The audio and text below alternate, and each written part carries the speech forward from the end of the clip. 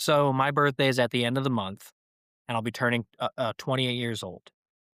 And with that, you start to enter an age where it's a little more, reasonable and realistic that you're going to probably be dating someone who might be a single parent to a younger kid. Sometimes maybe a little older, I don't know, but sometimes a younger kid, which I used to be entirely like, no, not for me. Kids are an automatic, we're not going out. But now at this point, you kind of have to readjust your expectations, just something that comes with age.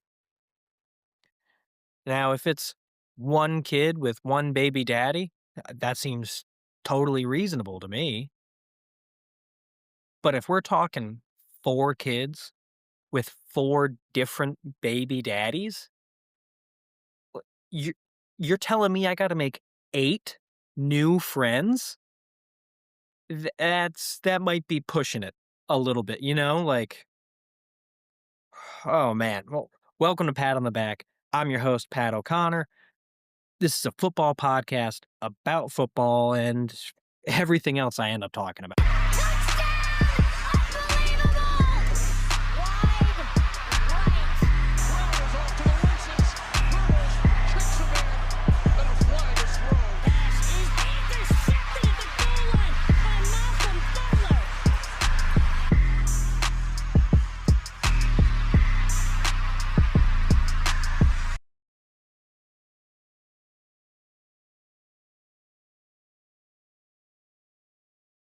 The wild card weekend was pretty awesome, I would say, overall. All 6 games were in some way or another good. Not really across the board, but we started with 3 awesome playoff football games. Stafford, Caleb, Josh Allen all delivering a game-winning drive late in the 4th quarter. I don't care what the stats say. These 3 quarterbacks have been the very top of list when it comes to who is fun to watch. I mean, and Stafford and Allen obviously have been lighting it up. But if you're telling me Caleb Williams hasn't been a good time to watch, he's been a ton of fun. If you're not watching him, check him out in a playoff game. He's so much fun. But let's get into the games. Panthers 31, Rams 34. My big takeaway was maybe the Panthers deserve to be in the playoffs more than we thought. That was kind of a big thing going through or coming into the game, I should say, not going through the playoffs, but coming into this one game that they lost. But they beaten the Rams earlier this year, and it was like, okay, like that was a lot of mistakes on the Rams' part, but Panthers still won. They deserved to win that game. And then we get to this absolute shootout. I mean, 20-17 going into the 4th quarter, and the final score ends up being a field goal, 34-31. The Panthers' record wasn't great, but anyone who said they don't deserve to be here, they might be frauds, I just don't know if that's true. I think the fraud label moves a little bit more off the Panthers and maybe more onto the Rams. Obviously, they won, and Stafford's been great, but it shouldn't have been that fucking close, don't you think? Not in a playoff game. Not when you started as hot as you did. I think the Rams kinda let the Panthers back into this one, like, maybe that's just me, but maybe the Rams aren't as fucking highly touted and trustworthy as we thought. Coming into these playoffs, it was like Seattle and the Rams are gonna be the most trustworthy teams, most likely to make it to a Super Bowl. If they're playing tight games like that against what a lot of people consider to be maybe the worst team going into the playoffs, record aside, they had the worst record, but maybe the worst team going into the playoffs, then it's not looking good. And it only takes one weekend, but god damn. It was impressive to say the least, in my opinion. Maybe I'm a fucking idiot. Would that really surprise anyone if that turned out to be the case? If I turned out to be an idiot? I don't think so. Packers 27, Bears 31.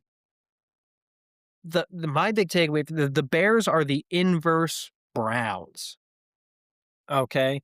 So, the Browns are they keep games they tend to cover and keep games close in the first half. The Bears kinda underperform in the first half, and then the Bears are really good in the second half with, like, 7 or 8 comeback wins this season, where the Browns kinda let things slip, and a lot of that is the Browns have an elite defense that can keep the games close early on, which but they get tired because the offense is absolute dog shit, and then you flip the Bears, it's like, yeah, the Bears, I think they led the league in forced turnovers, like, they had the most interceptions or whatever the fuck, but, like, they're not, like, a good defense, I wouldn't say. They just Caleb is one of the most clutch guys in the league, and I think he showed that this week. I said this a few weeks ago, and it's good to know that I've been proven right because, like, yeah, if you're talking during the regular season, that's one thing, but if you're having comeback wins in the playoffs against a rival in the Green Bay Packers, then that says a lot. That says a lot more than any comeback win during the regular season. So, fucking kudos to him. They have an elite, I wouldn't say elite. They have an electric offense. An absolutely electric offense between Caleb Williams throwing literally exactly 50% completion, some good throws, some bad throws. He's fantastic throwing on the run. I don't know if anyone throws it better on the run than he does. He throws dimes when his feet aren't planted. It's impressive. I don't remember seeing this last year at all. Ben Johnson has this season is already a success for the Bears. Ben Johnson has worked wonders for Caleb Williams' confidence, everything that he could have asked for from Ben Johnson in his first year, he's gotten. And they're doing it with what DeAndre Swift. Is he the running back or is it DJ Moore? I always get him confused. I'm not sure why. Either way, that's like they're considering that to be like this isn't like Ben Johnson's like running back. You know, like because every he has like the David Montgomery and Jameer Gibbs in Detroit, and it was kinda like complimentary football, and they kind of have the stance of like, DeAndre Swift isn't that guy for us right now, and he's not that guy for Ben Johnson, which, okay, if it is, but if it isn't, then imagine what it's like when he does get his guy. That'll be a little fucking nuts, don't you think? That would be pretty fucking good to watch if he actually finally gets his guy out there doing what he needs to do. I can't wait to see what that looks like next year. I bet you they're eyeing a couple boys in this upcoming draft.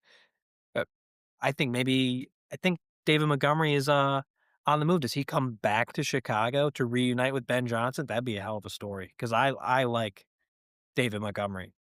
Seeing him back with the Bears under Ben Johnson would be a fucking really cool, fun thing to see. Bills 27, Jags 24. This was such a fun game. And I will say, as a Bills fan, I never had a doubt. But this is when they say Superman, this is what they mean. Coming into the game, Josh Allen, he had an ankle injury. He took a headshot early in the game, went into the tent for a concussion. That's not going to be enough to keep him out of this one. Not in the playoffs. He's gone like 6 straight years winning a playoff game. It's not about winning at least one playoff game. It's not about to end there. Okay? Then you, look at he threw the ball, fucking cracked his hand right off of the lineman's helmet. Dude, he's gotta feel so much better that he wasn't playing in Buffalo. Because my god, they're down in Florida, and I bet you that hurt out there in the sun. Imagine if it was fucking cold. I cannot oh god, I don't even wanna think about the ache that would go through your hand in the cold if you cracked your pinky or whatever off the helmet of a guy when it's snowing and 7 degrees outside.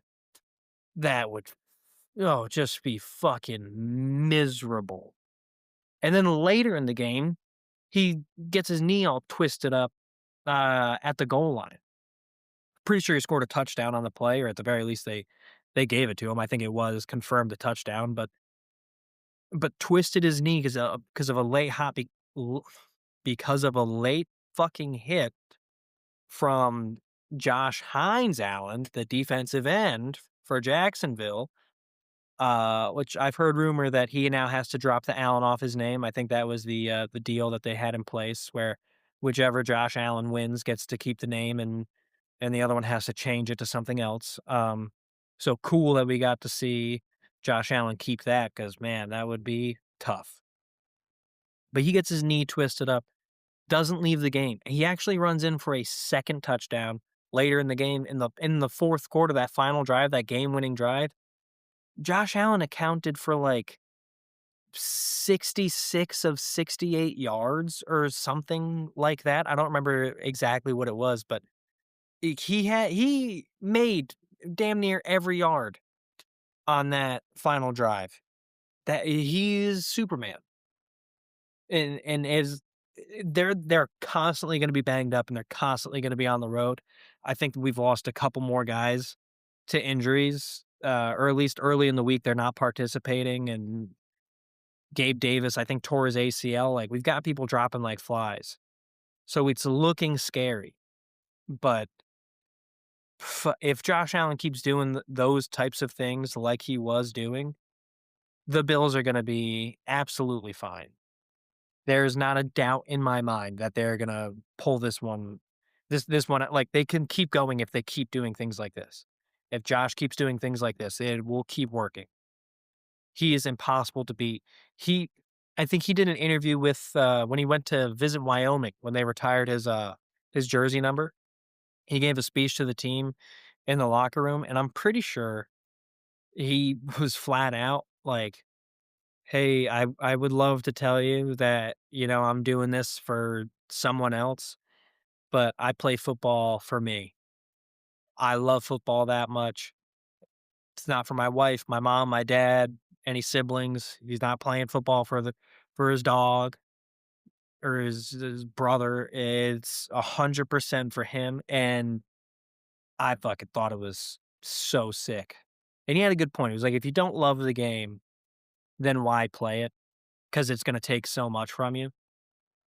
He gave everything he had to beat this Jaguars team, and I think he would die if it meant that he could win a Super Bowl with the Buffalo Bills, or just if the Buffalo Bills could win a Super Bowl. I think that would happen too, but then he went ahead and he beat Philadelphia at their own game, having the longest tush push I've ever seen in my life, going 10 yards. Just a monster game. When we say Superman, this is what we mean.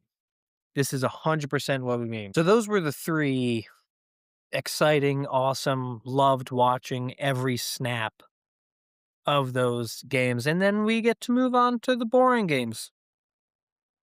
To the just super awesome, I'm so glad we played these boring games. I mean, the 49ers beat the Eagles, and, that was just the these guys who won't make it to the Soupy Bowl, if it was like, why are we playing this? I don't think anyone believes they're a legit contender. The 49ers somehow found a way to gain even more injuries, which I didn't know could be done, but they pulled that one out. And the Eagles just are dysfunctional as for one, an offense right now. They can't seem to be consistent at all. I'm pretty sure they fired their offensive coordinator. But you know what I mean? Like, we shouldn't have had to watch that game. It wasn't fun. It wasn't exciting. I don't, I mean, I had to run errands during this, like, I had work this weekend. So I watched the Bills game because that's my team and it's the playoffs. And then during the 4:30 game, shoot me, I ran my errands. My bad. But I didn't watch much of it, but I kept an eye on the score, and it was not exhilarating to say the least. It was not a fun game to watch. Um, do I feel bad for the Eagles? No, this seems pretty on par. I mean, their pattern has been like go to the Super Bowl, losing the wild card, win the Super Bowl, losing the wild card. That's 4 years in a row that we've done that. So maybe, there's always next year for you guys. That seems to be the case. Lane Johnson will be back. You'll have a new offensive coordinator. Maybe Saquon Barkley will actually remember how to play football. And Jalen Hurts, I think, gets a little bit benefit of the doubt. He wasn't as good as he could have been, but AJ Brown also dropped like 2 to 4, something like that. Like 3 passes that were like insanely important catches to make, and he didn't make a single one of them. So to say it's Jalen Hurts, I don't know. Benefit of the doubt in that situation, that goes to the benefit of the doubt goes to Jalen Hurts over AJ Brown every day of the week. I think AJ Brown's gone after this. That argument on the sideline, like, what are you supposed to do at this point? Wide receivers are divas. They're going to behave like divas, and that's just how it goes. Chargers 3, Pats 16. Uh, that game sucked. It just sucked. What a Sunday night snooze. I talked to several people at work because that's the only people I've seen since this game was on. And I don't know anyone who watched the entire thing, which is not the worst that could have happened, but we'll get to that in a second. Just the Patriots, you exploited a bad offensive line, a dead offensive line, and with that, you killed Justin Herbert. But it's not like you blew him out. You held him to 3 points, but it was a close game for a long time. I think halftime it was 3-6 at halftime. So let's not act like this was a dominant performance because it wasn't. It was the largest margin of victory through the weekend, and I mean until you got to Monday night, but largest margin of victory through the weekend, and then it was like, what the fucking this sucks. Why are we watching this? This is boring as hell. Like, I didn't watch the whole thing. That I did have to be up extra earlier than normal for work on Monday morning, so that's partially why I didn't watch the whole game. You got to cut your losses somewhere. I got to make my money somewhere, and it's staying up till 11 o'clock to watch a shitty football game is not my idea of time well spent. When I gotta get up at 4 o'clock in the morning, I need those 5 hours. But the fucking the yeah, good job. You killed Justin Herbert, and now this is a little bit on him. He's lost all 3 of his playoff games, but I'm pretty sure he's also made it to the playoffs 3 years in a row, so that's something, and I'm pretty sure Peyton Manning lost 3 playoff his first 3 playoff games. So it's like, okay, there's still plenty of time to turn things around. Jim Harbaugh is great, and and he believes in Justin Herbert, obviously. But it's like, all right, well, let's see how shit goes. But this isn't about the Chargers. This is one loser I don't care about. Speaking of the Jaguars, I forgot to say this. Trevor Lawrence didn't play bad. He was like 20 of 26, but every time a ball was incomplete, it was a hell of a play from the defense. He threw the ball accurate. He wasn't missing guys. Uh, defense was making good reads on his eyes. They're diving in front of balls. They're like swatting it at the line like crazy. But if you look at like how T-Law played, he played an accurate, good, almost clean game of football. I mean, he had a couple that were not great throws, but he wasn't like fucking sailing it over people's heads where no one could grab it. He was putting it in the spots. Just the defense outdid him. That's all. But it's a big pressure game. There's a lot of expectation for the Jaguars going in this game. Probably more pressure than Trevor Lawrence has felt in a football game in a long time, and I think he played well despite that. That's probably the only other loser we're gonna talk about. Well, that was a lie. I forgot what game we have to talk about next. But anyway, Chargers Pats, like, yeah, it's I wanna see something more interesting from the Patriots, okay? Because 'Cause I'll tell you, as this playoffs goes on and the way some of these teams have looked and the teams that haven't even played yet, Seattle and Denver, 16 points ain't gonna fucking get it done. And the offensive lines that you got coming down the stretch, they are a hell of a lot better than what the Chargers were able to field. So you gotta straighten that the fuck up or you're gonna have problems. Texans 30, Steelers 6. I don't know a single person who even turned this game on. I'll be straight up honest with you. I was doing a little bit of prep for the show today. It's Tuesday. Tuesday night. I was doing a little bit of prep for the show. Didn't realize what time it was. I was watching Billions. That show's crazy, by the way. I just started it last night, so I've only seen like 2 episodes, but the opening scene is like Paul Giamatti being sexually tied up and then burned with a cigarette, and then to ease the pain of the burn, he gets peed on. It is not what I expected from the show, but if you haven't seen it and you start watching it there, you're not turning it off. You are very immediately like, "What the fuck is this?" It's a lot to take in within a 3-minute span of a TV show that you honestly know very little about. The only thing you've seen is YouTube Shorts, and now people are getting peed on? It's an undertaking, to say the least. Anyway, because of that, I didn't realize that the Texans game had started. So I'm like, "Oh, you know what? Let me check the score and just see what's going on before I jump into the game." Check the score. It was like 0-0. I was like, "Okay, we're still a little early in the game, whatever." Turn it on, didn't pay attention to it a single time after that. Every time I looked at the screen, it was a tie game, and not like, "Holy shit, who's gonna score last?" It was, "Holy shit, who's going to score?" It was so goddamn boring. I'm pretty sure it was 6-6 going into halftime and not off touchdowns. That is 2 field goals. How the Texans got to 30 points, I didn't watch the whole game because it fucking sucked, and the last time I checked the score after brushing my teeth, it was 17-6, and I was like, "This is late enough to call this one." I would rather wake up surprised by the Steelers than stay up and see exactly what I'm seeing right now. And it's just, again, not a good way to spend my time. So the Steelers didn't do shit, and somehow the Texans found a way to blow them out after leading 17-6 towards the end of the third. They scored 14 more points after that, or 13. Not even sure how they did that one. But just still fucking I don't wanna watch it. You know what I mean? Like, yeah, just boring, whatever. Who cares? Now, Mike Tomlin did get fired, and he's going to get hired somewhere else. Where?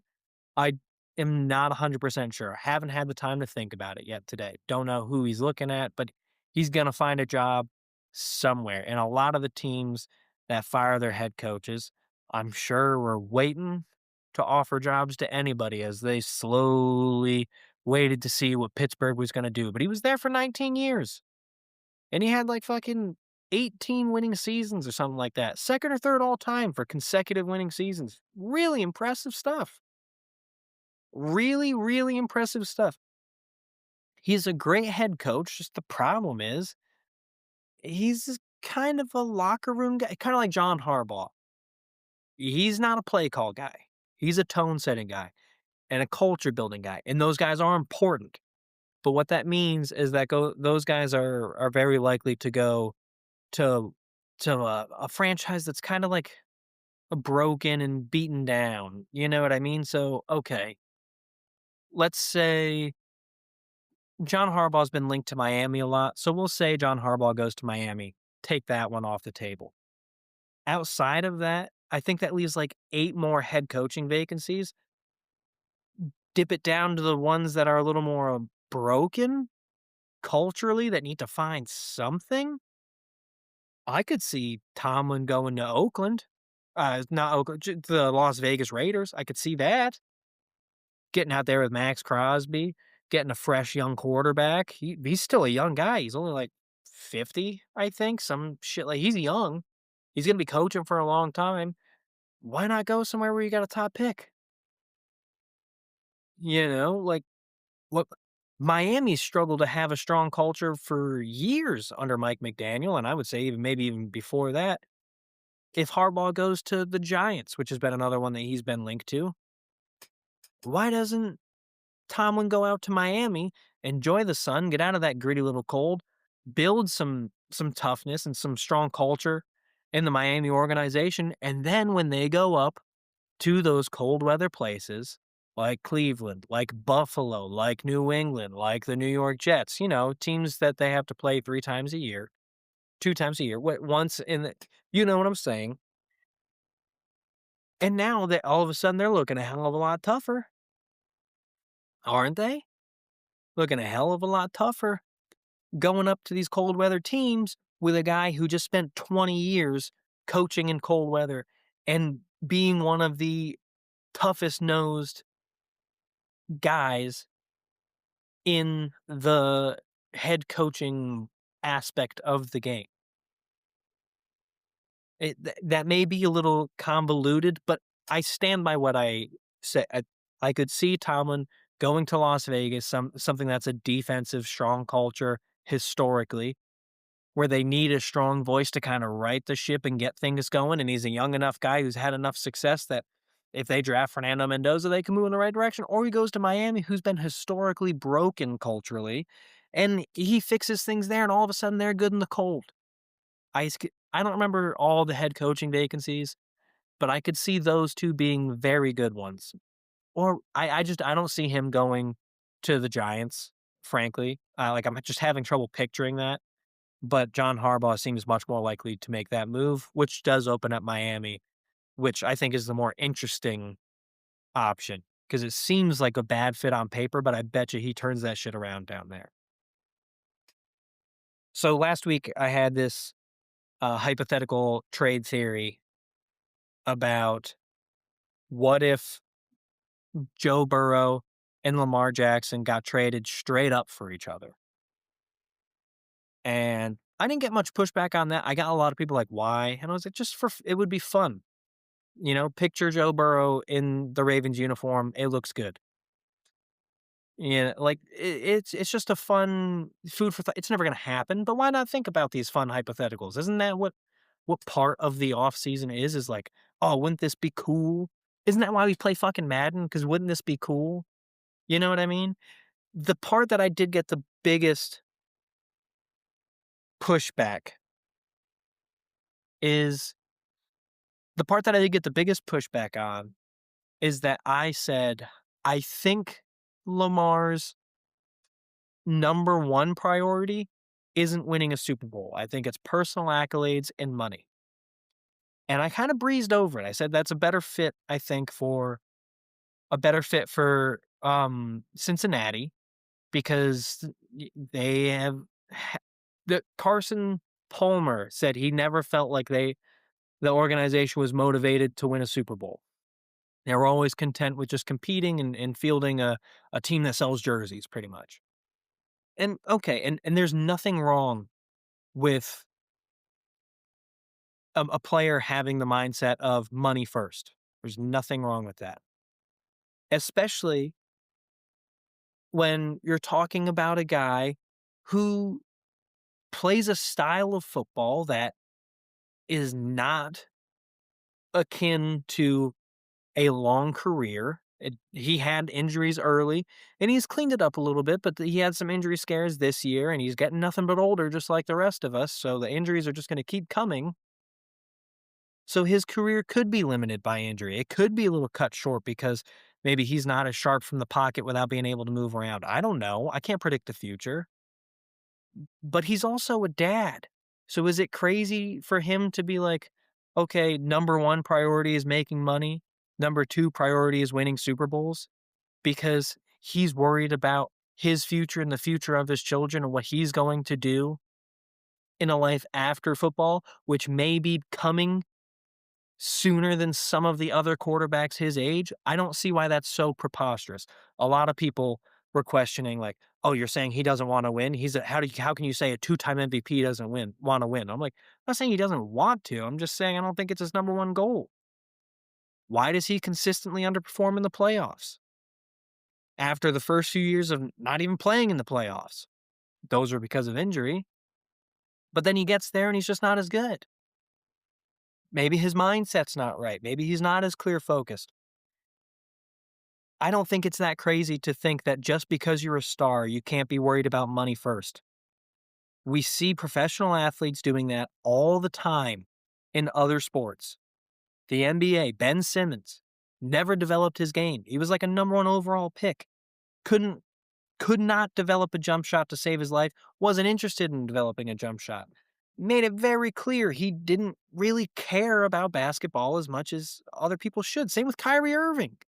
Now, Kyrie Irving had won in Cleveland, but he wanted to be the guy when he did it, and that was a bit of an odd fit after a while. And since he left Cleveland, he's been nothing but weird.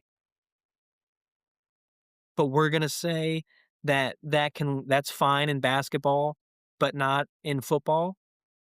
Or you know what? An even more similar player, James Harden, who is an MVP in the regular season when he was in his prime, an MVP in the regular season, and then was just notably worse when it came to the playoffs. Basically did exactly what happens to Lamar Jackson. And everyone was like, he clearly doesn't want to win as much. But when I make an observation that's similar to that because I see similar things, him falling asleep in team meetings, him not showing up to OTAs, him holding out after his rookie contract so he can get paid more, I'm not knocking him for focusing on his money. I think he should. I think every player should get their money and get what they're worth. But I think it's also fair to recognize, like, hey, maybe that means he prioritizes his money more because he doesn't know if he's going to last a long time in the league. He has kids. Joe Burrow doesn't have kids. Josh Allen doesn't have kids. You see, like, it seemed crazy at first, but it's not that crazy. Look at other examples. Don't be so closed-minded. Okay? I can't say for certain what some other person's motivations are, but I can speculate based on actions and what I think makes sense. And it's not that unreasonable for a guy who has a tendency now in his career to get hurt, be thinking about, I might have to change careers and I have kids. I better get my money now. Maybe winning a Super Bowl shouldn't be my top priority. Also, he might be on the move from Baltimore this off season. So let's not act like I'm fucking stupid. Okay? I never said it was 100% the case, but a lot of people were saying it's impossible that that could be the case. And it's not impossible. Don't be short-sighted and foolish. Come on now. Let's go over some fucking keys to the game for this coming weekend. All right. Keys to the game. Buffalo Bills. You're heading up the Mile High Stadium, Denver, Colorado, Broncos country. Let's ride. I think the biggest key to the game here, it between Josh and James Cook, there's a lot of running that happens. And when you run, you get out of breath. And I think the Buffalo Bills, they need to construct a breathing apparatus using kelp. Okay, and that's not gonna last very long. It's gonna last an hour 45, no problem. And then you head into the locker room and you refuel, you reengage, and now they know how to hunt the Broncos. They know what they're doing. They know where they live, and they're gonna come back and they're gonna kill them. The Buffalo Bills, you just need to construct a breathing apparatus using kelp. You're gonna be just fucking fine. Now that being said, when we flip over to the Broncos, they didn't play. They had a bye week. So don't wait till the fourth quarter to start scoring points. Don't revert back to what we saw at the start of the season, okay? You're not gonna win the game that way. You I don't think anyone is gonna be making some crazy ass comeback against the Josh Allen-led Buffalo Bills. Not after what I saw this season, not after what I saw this year. Don't wait till the fourth quarter to start scoring points. Seattle was the other number 1 seed. Seattle Seahawks, they're coming off of a bye week. No issue with that. Except Darnold has thrown some picks in the past. Now your defense is really good, but you wanna make sure Darnold's you don't want him seeing ghosts out there. You don't want him to revert back, okay? Because that's what happened with the Vikings last year. He got into these late season games, he made it in the playoffs, and he reverted back to the New York Jets, Sam Darnold. He was seeing ghosts out there, and he did it once earlier this season. He played, I think it was the Rams, and they won, but he threw 4 picks in that game. You can't be doing that. You don't wanna be ending up in that situation. San Francisco 49ers, you gotta actually field a team. Now, I know that's getting tougher and tougher as the minutes go on because you don't have an active roster. Every single one of your players is on injured reserve, or had just general career or not career, Jesus, season-ending injuries. So just find a way to field a team. I don't care if you have to go down to the local YMCA to fill out your 53-man roster. You need bodies. Kyle Shanahan's a good coach. He's had a underrated season in terms of what he has done coaching-wise because he's dealt with these injuries and he's won a lot of games, was in contention for first place in the conference, despite having all those injuries, despite losing Brock Purdy for several weeks and having to switch to Mac Jones. You can't win a game if you don't have players, okay? And you can't win a game if you don't have you need depth. You gotta find someone. Call me. I'll quit my job and take a vet minimum contract right now to come out and put on a 49ers uniform for you and get decimated this weekend. I'll do that for you because you need someone and you guys are quickly running out. New England Patriots, you just need to score more points. You're playing the Texans, they're the best defense in the league. They're gonna light you up. 16 points, it may get it done, but this ain't the Chargers defense. These guys are gonna hit you, they're gonna hit you hard, and they're gonna create a lot of problems.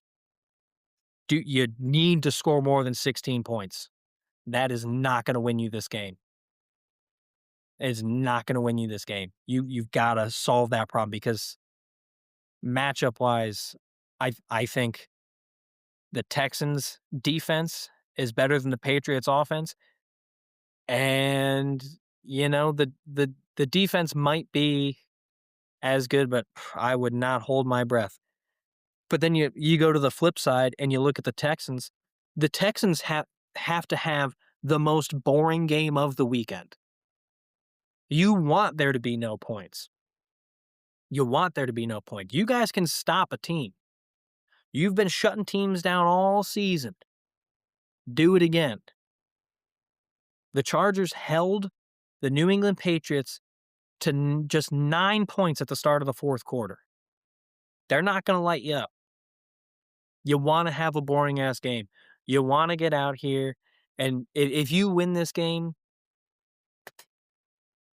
16-3, maybe flip it on the Patriots' head, that's exactly what you want to win this game. Keep it boring. Keep it boring. You don't want anything cool to happen in this game except a lot of sacks, a lot of third and longs.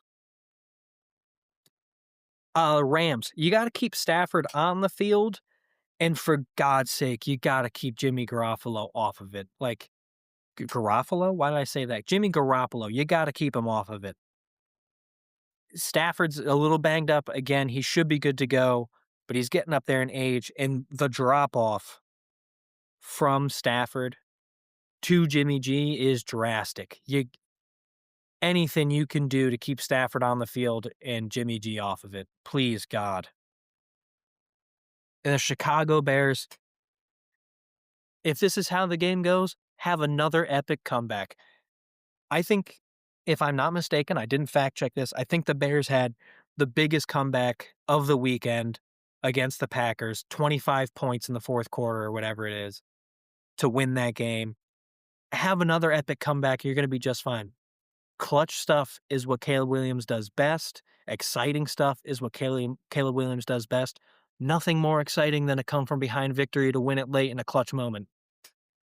Have another epic comeback, and you guys are going to be great. Let's move into things I'm not buying this weekend.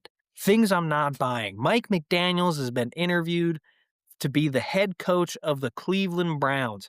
Now, on some level, makes a little bit of sense.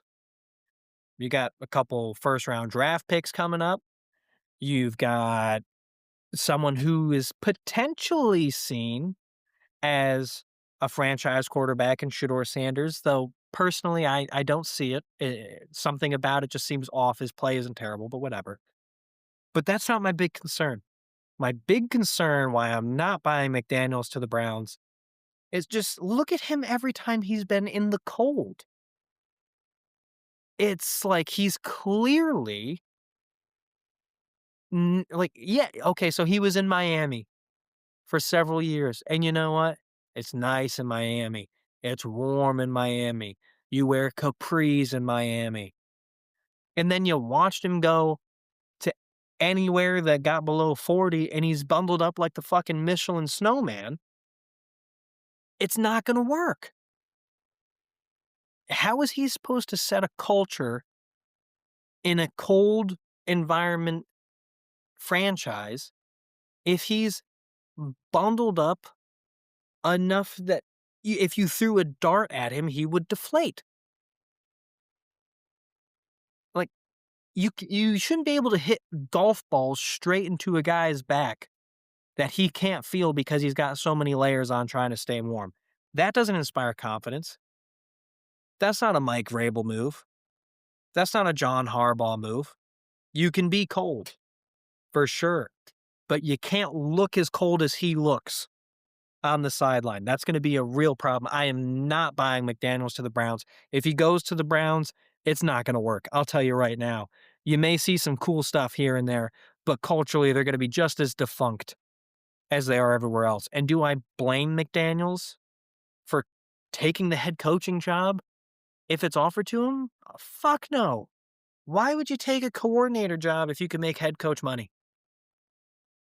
Probably because it's a lot less stressful and you still get paid pretty well and really don't, as long as the offense looks pretty decent, you don't really take zero blame whatsoever. You can have a job for a really long time as an elite level coordinator, but you're not in charge of setting the tone. You're not in charge of building the culture. That's the head coach's job. So you just take that off your plate and worry about the things that you do best. That's not a bad life, man. But McDaniels to the Browns to set the tone and build a culture in Cleveland, that doesn't even sound like the guy to do that. You need a strong personality out there, and he's not it. This ties to something bigger that I'm not buying, and that's boring teams in the playoffs, or at the very least, boring games. Boring, it's not what we deserve. We don't, as fans, we don't owe it to the league to accept boring football just because we can't watch the premier guys Lamar, Mahomes, Burrow. We can't watch Dan Campbell on the sidelines going for it on fourth down 10 times in a row just to feel excitement. We don't owe the league to be watching boring games. The league owes us a fucking fun playoff, man. And if you're not fun, get out. We deserve joy in January. I don't want to see another Super Bowl like I did when I got back from deployment, where I had to watch the Rams and Patriots kick one field goal and the game ended 6-3. We don't deserve that. We deserve exciting games that are not reliant on the same old quarterbacks, the same old coaches, the same old players. We got a crop of new fun teams in here. Some of them are out. Jacksonville's out, but they're exciting. They can put up points. The Packers, if they weren't so hurt, they could put up points. The Bears are fucking electric, and Josh Allen is must-see TV. Those are the teams we deserve. You know what we don't deserve? We don't deserve the 49ers out here playing games and just barely scraping by to a win. No one wants to see teams that drain fun, like the Patriots, scoring 16 points and getting out of there. Or a fucking slow burn 3-3 halftime score. No one wants to watch that. No one wants to watch that. You want fun, exciting. Drake May has been a ton of fun to see come alive in his sophomore campaign. We deserve fun football going forward. And if we aren't going to get it from the Patriots and the 49ers and the Texans, then they need to be eliminated because we deserve to have some fun. That's really what it is. With this crop of new NFL playoff teams, no Chiefs, no Ravens, no Cincinnati, we deserve to have fun. If you're not fun, you don't get to stay. That's it. You're not fun, you don't get to stay. I want to have some exciting playoff games. Fucking sue me. If you guys enjoyed the show, please like, subscribe, share it with a friend. Put it on your grandma's phone, make her listen to it. Put it on at a funeral. Play it over the loudspeaker. Crash a wedding. Play it over the loudspeaker. Show it to a guy who's deaf in the park that you ran into. Show it to a homeless. It doesn't matter. If you like the show, please help support us. If you enjoyed the show, also go check out the Rudy Tuesday podcast. I do that every Tuesday morning at 7 with comedians Breck Michael and Rudy Tuesday. Thank you guys so much.